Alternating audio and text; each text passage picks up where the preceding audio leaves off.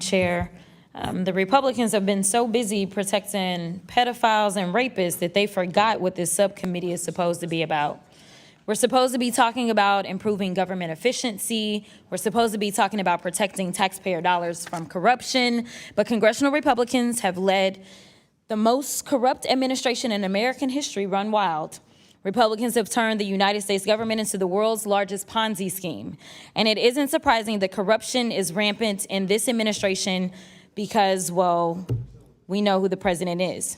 It's actually been 84 days since our last hearing. The chairwoman could have called a hearing about how this is the weakest hiring market since 2017, and we all know who the president was in 2017. We could have had a hearing on how Donald Trump's illegal tariffs are increasing the cost of living for their constituents. We could have had a hearing on why the Bureau of Prisons is accommodating human traffickers like Ghislaine Maxwell.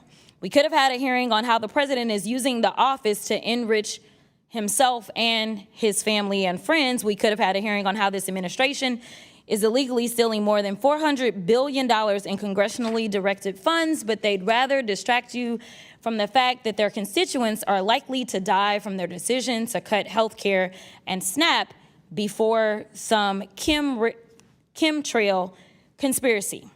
The Republicans don't care about their constituents suffering from anything. They've been railing against the American people for the last 9 months, and they've been doubling down. Taking your health care wasn't enough. They've attacked Americans' housing. They've attacked Americans' food and child care assistance, and they've attacked Americans' environmental protections. They're letting the oil companies and big data companies write their energy and environmental policies. These policies not only lead to sicker people, they also lead to dirtier water, more polluted air, and increased utility bills.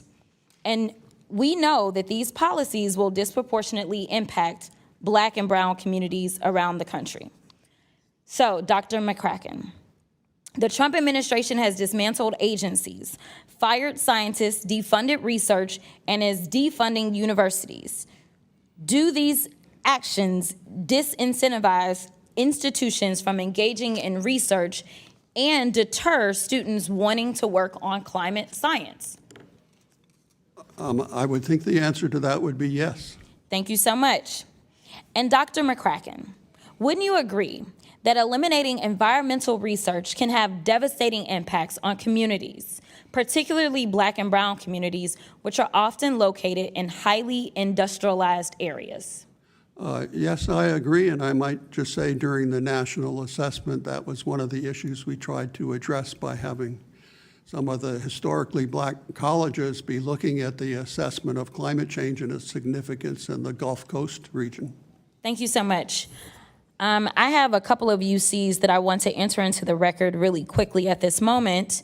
One is from September 11th of 2025. It says, August 2025, Earth's third hottest August on record. 4 nations and territories set or tied their all-time heat record in August: Japan, Brunei, the UAE, and Martinique. Without objection, so ordered. The next one that I have is a UC that says, State of the Climate 2025 on track to be second or third warmest year on record. Without objection, so ordered. The third one is natural disasters have caused more than $131 billion in losses so far in 2025 from CBS News. Without objection, so ordered. The reason that I wanted to point these things out, because I think that we can't have a hearing like this unless we settle on some basics. One of those basics being that climate change is real. Whether or not any individual has accurately predicted exactly the day or how bad it's going to be and when is one thing. But the reality is that as I was listening in, while I wasn't physically here, I was tuned into the hearing, I will say that even the Republican witnesses admitted that we are heating up.